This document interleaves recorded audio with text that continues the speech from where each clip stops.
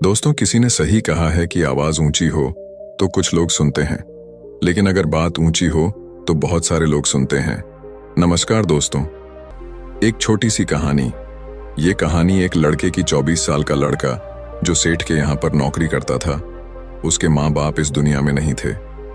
जिंदगी बड़ी परेशानी में चल रही थी। वो जाता था, रोजाना पैसे कमा करके घर आता था, खाना बनाता था, खाता था, सो जाता था। एक दिन उसने देखा कि एक बूढ़ा फकीर अपनी पीठ पर 3 ठेले लेके एक शहर से दूसरे शहर की ओर जा रहा था। वह काफी बूढ़े भी थे और काफी देर से वह यूं ही सफर कर रहे थे और आखिरकार कुछ दूर और सफर करने के बाद वह चलते चलते थक कर एक पेड़ के नीचे बैठ गए। तभी उनकी नजर एक नौजवान युवक पर पड़ी जो उसी रास्ते से जा रहा था और वह भी उसी दिशा में जा रहा था जिस दिशा में उन बूढ़े फकीर को जाना था। तभी वह लड़का उन बूढ़े फकीर के पास से होकर गुजरा। इस पर वह फकीर उस लड़के से कहते हैं, सुनो बेटा, क्या तुम मेरी थोड़ी सी मदद कर सकते हो? ये ठेला बहुत भारी है और मैं बूढ़ा हो चुका हूं। मैं ज्यादा समय तक इनका बोझ नहीं उठा सकता और मैं बहुत थक भी चुका हूं। तो क्यों ना तुम मेरे एक ठेले को ले लो और मुझे उस दूसरे गांव तक पहुंचा दो। इसके बदले में मैं तुम्हें 3 स्वर्ण मुद्राएं दूंगा। वह लड़का उन फकीर की सारी बातें सुनता है और उन फकीर से कहता है, कोई बात नहीं बाबा, मैं आपकी मदद करने के लिए तैयार हूं। कहिए आपको कहां जाना है? ऐसा कहकर उस लड़के ने उन फकीर का एक ठेला उठा लिया और अपने कंधे पर ले लिया। तभी उस जवान लड़के को यह एहसास हुआ कि यह ठेला तो सचमुच बहुत भारी है। वह लड़का और फकीर दोनों रास्ते में आगे की ओर बढ़ चले। कुछ दूर आगे चलने के बाद देखते ही देखते वह गांव खत्म होने लगा और अब एक सुनसान रास्ता आगे की ओर जा रहा था। वे दोनों अपने मार्ग में मस्त होकर आगे की ओर बढ़ रहे थे। जब भीड़ से पूरी तरह से अलग हो गए तो वह लड़का उन फकीर से कहता है, बाबा, इस ठेले में आखिर ऐसा क्या रखा है जो ये ठेला इतनी वजन है? इस पर वह फकीर आदमी उस लड़के को जवाब देते हुए कहते हैं, कुछ नहीं बेटा, बस इसमें तांबे के कुछ सिक्के भरे हुए हैं, इसी कारण ये ठेले में बहुत वजन है। उन फकीर की यह बात सुनकर वह लड़का मन ही मन सोचने लगा, लगता है ये बाबा जरूर कोई व्यापारी है, तभी तो इतने सारे तांबे के सिक्के लेकर चल रहे हैं। और फिर तभी उसके मन में एक ख्याल आया कि मुझे क्या करना है। मुझे तो खाली यह ठेला दूसरे गांव तक पहुंचा है, बस इतना ही। जैसे ही उसके मन में यह ख्याल आया, उसने तांबे के सिक्कों का वह ख्याल मन से निकाल दिया और अपनी धुन में मस्त होकर वह आगे की ओर चलने लगा। चलते चलते कुछ और समय बीता और वे दोनों एक नदी के किनारे जा पहुंचे। वह लड़का हट्टा कट्टा था और काफी चुस्त और तंदुरुस्त भी था, इसलिए वह बिना सोचे समझे उस नदी में उतर जाता है। किंतु वह फकीर अब भी किनारे पर ही खड़े थे। इस पर वह लड़का उन फकीर से कहता है, क्या हुआ बाबा, चलिए आइए, हमें यह नदी पार करनी होगी, तभी तो हम उस गांव तक पहुंच पाएंगे। इस पर वह फकीर उस लड़के से कहते हैं, मैं जानता हूं बेटा कि हमें यह नदी पार करनी ही होगी, लेकिन जैसा कि तुम जानते हो मैं अब बूढ़ा हो चुका हूं और 2-2 ठेले लेकर मैं यह नदी पार नहीं कर सकता। कहीं मेरा पांव फिसल गया तो क्या होगा? क्या तुम मेरी एक और गठरी ले सकते हो? मैं तुम्हें इसके बदले भी 3 स्वर्ण मुद्राएं दूंगा। इस पर वह लड़का मुस्कुराते हुए उन फकीर से कहता है, बाबा, आप मुझे शर्मिंदा कर रहे हैं। यदि आप मुझे स्वर्ण मुद्राएं ना भी दें तो भी मैं आपका कार्य अवश्य करूंगा। मैं आपको उस दूसरे गांव तक जरूर पहुंचाऊंगा। इस पर वो फकीर मुस्कुराते हुए उस लड़के से कहते हैं, बेटा, तुम तो बड़े ही भले इंसान लगते हो। इतना कहकर उन्होंने वह दूसरी गठरी भी उस लड़के को थमा दी। उस लड़के ने जब वह दूसरी गठरी अपने कंधे पर रखी तो वह गठरी भी उसे बहुत ज्यादा भारी लगी, लेकिन उसने वहां पर कुछ नहीं कहा। जैसे तैसे उन दोनों ने नदी पार की। नदी पार करने के बाद बातों बातों में ही उस लड़के ने उन फकीर से कहा, बाबा, आखिर इस दूसरी गठरी में क्या है? ये गठरी भी बहुत वजन है। इस पर वह फकीर उस लड़के को जवाब देते हुए कहते हैं, बेटा, इसमें चांदी के सिक्के हैं, इसी कारण यह गठरी भी बहुत वजन है। उन फकीर की यह सारी बातें सुनकर अब उस लड़के का दिमाग तेजी से काम करने लगा था। वह यह सोच रहा था कि एक ठेले में तांबे के सिक्के हैं और दूसरी में चांदी के। ऐसा प्रतीत होता है मानो यह फकीर बाबा कहीं दूर से आ रहे हैं और उन्होंने अपनी सारी जमीन जायदाद बेचकर ये सारे सिक्के इकट्ठे किए हैं। तभी तो वह इतना धन लेकर चल रहे हैं, लेकिन वह लड़का उन फकीर से कुछ नहीं कहता और वे दोनों चुपचाप मार्ग में आगे की ओर बढ़ते चले जाते हैं। कुछ दूर आगे बढ़ने के बाद एक बार फिर एक सुनसान राह आती है। उस सुनसान रास्ते को देखते ही उस लड़के के मन में तरह तरह के विचार उत्पन्न होने लगे। वह यह सोचने लगा, अरे यह तो सुनसान जगह है, अगर मैं यह सिक्के लेकर यहां से भाग जाऊं तो यह फकीर मुझे कब तक दौड़ाएंगे। मुझे नहीं लगता कि मुझे कभी पकड़ पाएंगे और यहां पर कोई है भी नहीं जो इनकी मदद कर पाए। और वैसे भी ये बहुत सारे सिक्के हैं, मैं इनसे एक अच्छी दुकान खरीद सकता हूं, अपना नया व्यापार शुरू कर सकता हूं। और वैसे भी ये बूढ़ा फकीर अब इन पैसों का क्या करेगा, इससे अच्छा तो मैं ही इन्हें रख लेता हूं। वह लड़का यह सब बारे में सोच ही रहा था, तभी अचानक उसे खुद पर आश्चर्य हुआ। अरे मैं यह क्या सोच रहा हूं, ये फकीर बाबा न जाने कहां से आ रहे हैं और क्या खोज करके इन्होंने इतने सारे पैसे इकट्ठा किए होंगे। मुझे इनका फायदा नहीं उठाना चाहिए। नहीं नहीं, मुझे ऐसा नहीं करना चाहिए। उसने कुछ देर के लिए तो अपने मन के विचारों को काबू कर लिया, लेकिन कुछ देर बाद उसके मन के विचार उस पर देखते ही देखते हावी होने लगे। वह लड़का 2 ठेले लेकर उन फकीर के पीछे पीछे चल रहा था और कुछ दूर आगे चलने के बाद एक पहाड़ी आई। इस पर वह फकीर बाबा उस लड़के से कहते हैं, बेटा यह पहाड़ी मैं नहीं चढ़ पाऊंगा, मैं काफी बूढ़ा हो चुका हूं और मेरे घुटनों में भी दर्द रहता है। यदि तुम मेरी तीसरी गठरी भी ले लो तो मैं तुम्हें 3 और स्वर्ण मुद्राएं दूंगा, लेकिन याद रखना इसे कहीं गिराना मत, कहीं ये गठरियां खुल ना जाए। इस पर वह लड़का उन फकीर से कहता है, क्यों बाबा, आखिर इसमें ऐसा क्या है। इस पर वह फकीर उस लड़के से कहते हैं, बेटा इसमें स्वर्ण मुद्राएं हैं। यह सुनकर वह लड़का मन ही मन बहुत प्रसन्न हुआ। उसने चुपचाप वह गठरी भी उन फकीर से ले ली और देखते ही देखते वे दोनों मार्ग में आगे की ओर बढ़ने लगे। अब वह फकीर बिना कोई वजन लिए हुए आराम से पहाड़ की चढ़ाई पर चढ़ रहे थे, किंतु वह नौजवान लड़का जो पीछे था वह वजन के कारण बहुत धीरे धीरे चल पा रहा था। लेकिन जब से उसने सोने का नाम सुना था उसका मन तो छलांग मार रहा था। वह मन ही मन सोच रहा था, अगर मुझे यह सारा धन मिल जाए तो मेरा पूरा जीवन तो आराम से कट जाएगा। वैसे भी यह बाबा तो बूढ़े हो चुके हैं, भला इन्हें इतने पैसों की क्या जरूरत है, इनका जीवन तो वैसे भी कट चुका है। मैं एक काम करता हूं, यह सारे पैसे लेकर यहां से भाग जाता हूं। लड़के के मन में अनगिनत विचार उठ रहे थे। लड़के का मन अब उसकी बुद्धि पर पूरी तरह से हावी हो चुका था और उस लड़के का मन अपनी बात को सही साबित करने के लिए उससे कुछ भी कह रहा था। और तभी उस लड़के के मन में एक और विचार उत्पन्न हुआ और अब की बार वह लड़का यह सोच रहा था, लगता है यह फकीर बाबा कोई चोर है, वरना इनके पास इतनी सारे स्वर्ण मुद्राएं कहां से आएंगे। अगर ये कोई व्यापारी होते तो भला ये इस तरह से पैदल यात्रा तो नहीं करते, और अगर इनके पास इतने सारे पैसे थे तो ये कोई ना कोई साधन भी तो अवश्य कर सकते थे।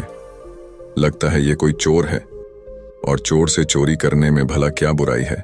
ये सोचता हुआ वह लड़का अब उन फकीर से तेजी से आगे की ओर बढ़ रहा था और देखते देखते वह फकीर से आगे भी निकल चुका था। और वह यह सोच रहा था कि जैसे ही इस पहाड़ की ढलान आएगी मैं 3 गठरियां लेकर भाग जाऊंगा। इससे ये सारे पैसे मेरे हो जाएंगे और मेरी गरीबी भी हमेशा हमेशा के लिए दूर हो जाएगी। मैं जो चाहूंगा मैं वो कर पाऊंगा, मेरे पास बहुत सारा धन होगा। और देखते देखते वह दोनों पहाड़ की चोटी पर पहुंच गए और अब ढलान का रास्ता शुरू होने वाला था। तभी वह लड़का उन फकीर से नजरें बचाकर वह 3 गठरियां लेकर भागता हुआ आगे बढ़ गया। अब उसे अपना शरीर बहुत हल्का महसूस हो रहा था, मानो उसे उन 3 ठेलों का वजन तक न मालूम पड़ रहा हो। काफी दूर दौड़ते दौड़ते किसी तरह से वह अपने आप को बचते बचाते अपने घर पहुंचा। उसकी खुशी का कोई ठिकाना नहीं था। उसने सोचा, क्यों ना मैं जल्दी जल्दी इन गठरियां में से वो सारे पैसे निकाल लूं। यह सोचकर जब उसने गठरियां खोली तो पहली गठरी में उसे लोहे से जंग भरे हुए सिक्के मिले। यह देखकर उसे यकीन नहीं हुआ। इस पर उसने फटाफट दूसरी गठरी भी खोल डाली, उसमें भी उसे लोहे के जंग लगे हुए सिक्के ही निकले। यह सब देखकर वह लड़का बड़ा हैरान था। आखिर यह सब क्या हो रहा है? उन फकीर ने तो मुझसे और ही कुछ कहा था। अब उसने वह सोने वाली गठरी खोली और उसमें भी लोहे के जंग लगे हुए सिक्के ही निकले। यह देखकर वो लड़का बड़ा क्रोधित हुआ। उसने सोचा, उन फकीर ने मुझसे झूठ क्यों कहा? उन्होंने मुझसे ऐसा क्यों कहा कि एक में तांबे के सिक्के हैं, एक में चांदी के और तीसरे में स्वर्ण मुद्राएं हैं? वह यह सब सोच ही रहा था कि तभी उसकी नजर उस थैले में पड़े एक पत्र पर पड़ी। उसने वह पत्र उठाया और उस पत्र में लिखा था, यह पूरा नाटक ईमानदार व्यक्ति की खोज करने के लिए रचा गया है और मैं इस राज्य का राजा हूं।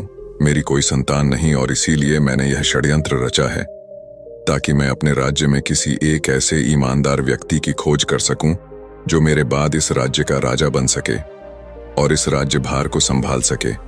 और इस राज्य का भार वही संभाल सकता है जो पूरी तरह से ईमानदार हो, जिसके मन में किसी प्रकार का कोई लालच ना हो। इतना पढ़ते ही वह लड़का जोर जोर से चिल्लाने लगा। वह सर पकड़कर बैठ गया। वो यह जानता था कि यदि वह अपने मन के विचारों पर काबू कर लेता तो उसका जीवन संवर सकता है, लेकिन वह अपने मन के विचारों पर काबू नहीं कर पाया। दोस्तों, महात्मा बुद्ध कहते हैं कि मन ही सब कुछ है। आप जो सोचते हैं वही बनते हैं। इसलिए आपका सबसे बड़ा दुश्मन भी आपको उतना नुकसान नहीं पहुंचा सकता जितना कि आपके मन के यह अनियंत्रित विचार पहुंचा सकते हैं। महात्मा बुद्ध कहते हैं, अपने भीतर ध्यान से देखो। हमारे भीतर जो विचार चल रहे हैं वही विचार शब्द बनते हैं और शब्द कर्म के रूप में प्रकट होते हैं। बार बार दोहराने पर कर्म बर्ताव में बदलता है और धीरे धीरे समय के साथ बर्ताव चरित्र में परिवर्तित हो जाता है और यही चरित्र हमारे भाग्य का निर्माण भी करता है। इसलिए हमें हमेशा अपने विचारों के प्रति सजग होना बहुत आवश्यक है। हमें जागरूक होना बहुत आवश्यक है। हमें यह जानना जरूरी है कि हमारे मन में किस प्रकार के विचार आ रहे हैं। आगे महात्मा बुद्ध कहते हैं कि कमजोरी हमेशा छोटे विचार से शुरू होती है। यह एक बीज के रूप में होती है और यदि इस बीज को नष्ट न किया जाए तो यह छोटा सा विचार बहुत जल्द ही एक विशाल वृक्ष का रूप ले लेता है और हमारी बुद्धि की सोचने और समझने की क्षमता को पूरी तरह से नष्ट कर देता है। जिस प्रकार आपने इस कहानी में देखा किस प्रकार उस जवान लड़के का मन उस पर हावी हो चुका था और उसकी सही और गलत सोचने की क्षमता पूरी तरह से नष्ट हो चुकी थी, जिस कारण वह यह समझ नहीं पाया कि उसे क्या करना चाहिए और उसके लालच ने उसके भीतर इतनी ऊर्जा भर दी कि वह तीनों ठेले उठाकर इतनी तेजी से वहां से भागता आगे भी बढ़ गया। इसीलिए जब आपके मन में पहली बार कोई गलत विचार उत्पन्न हो तभी उसे जड़ से उखाड़ देना चाहिए, अन्यथा वह विशाल वृक्ष का रूप लेगा और आपको किसी न किसी गलत राह पर वह ढकेल ही देगा। आप चाहकर भी उसे रोक नहीं पाएंगे। लेकिन अब आपके मन में यह प्रश्न उठ रहा होगा कि हम भला अपने मन के विचारों को कैसे नियंत्रित करें। हमारा मन तो इतना चंचल है, वह इतना शक्तिशाली है कि वह हम पर हावी हो ही जाता है। हम चाहकर भी उस पर नियंत्रण नहीं कर पाते। इसका जवाब में महात्मा बुद्ध हमें दो बातें समझाते हैं। पहली बात, सही इरादा विकसित करो। कई बार आपने देखा होगा कि आपके मन में कुछ और होता है किंतु आप कहते कुछ और है, क्योंकि आपके मन के भीतर जो कुछ बसा है वही आपके मुख से बाहर भी निकल रहा है। लेकिन जब हमसे वह गलती हो जाती है तो उसके बाद हमारा मस्तिष्क अच्छी तरह से काम करना शुरू कर देता है। हमारे सोचने और समझने की क्षमता एक बार फिर से जागृत हो जाती है और ऐसी अवस्था में हमें यह एहसास होता है कि हमसे गलती हो गई है और फिर हमारा मन दुखी हो जाता है। हमारा मन अफसोस से भर जाता है और इस भारीपन और दुख से बचने के लिए महात्मा बुद्ध हमें सही इरादा विकसित करने के लिए कहते हैं।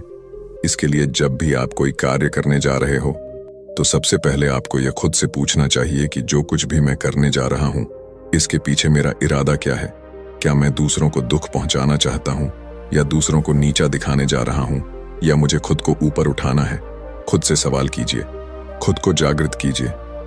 जब आप इरादों के प्रति सचेत होने लगेंगे, जब आप विचारों के प्रति सजग होने लगेंगे, तभी आपके भीतर सकारात्मक ऊर्जा का प्रवाह होगा। तभी आप सकारात्मक इरादों से जुड़ने लगेंगे और आपके मन के भीतर बसी हुई वह नकारात्मक ऊर्जा और नकारात्मक इरादे दिन ब दिन कम होने लगेंगे। परंतु याद रहे, आपको यह हर रोज करना होगा और आपको यह हमेशा ध्यान रखना होगा कि आपको केवल अच्छा सोचना है। आपके इरादे हमेशा अच्छे होने चाहिए, तभी आप दुख और तकलीफों से बच सकते हैं। अन्यथा आप इसी तरह से दुख और तकलीफों में घिरे ही रहेंगे और आप कभी इससे निकल नहीं पाएंगे। दूसरी बात, मन के प्रति सजगता विकसित करो, जिससे आपका मन देखते देखते शांत होगा और आपके मन के भीतर बसी हुई वह नकारात्मक ऊर्जा, नकारात्मक विचार खत्म होने लगेंगे और आप शांति की ओर आगे बढ़ेंगे। और आपको इसके लिए बस इतना ही करना है कि इस पल में जो कुछ भी हो रहा है, आपकी आंखों के सामने आपके भीतर जो कुछ भी जैसा भी चल रहा है, बस उसे देखते रहना है। अपने मन के अच्छे बुरे विचार, अपनी भावनाएं और अपनी यादों पर बिना प्रतिक्रिया दिए उन्हें केवल देखते रहना है, जिससे आपके मन के सारे विचार देखते ही देखते खत्म होने लगेंगे। आपका मन खाली होने लगेगा और आप नकारात्मक विचारों से न सोच से बच सकते हैं और आप इन दुख और तकलीफों से भी दूर रह सकते हैं। इसीलिए महात्मा बुद्ध कहते हैं, जो स्वयं को देखता है वही सबसे बड़ा तपस्वी है।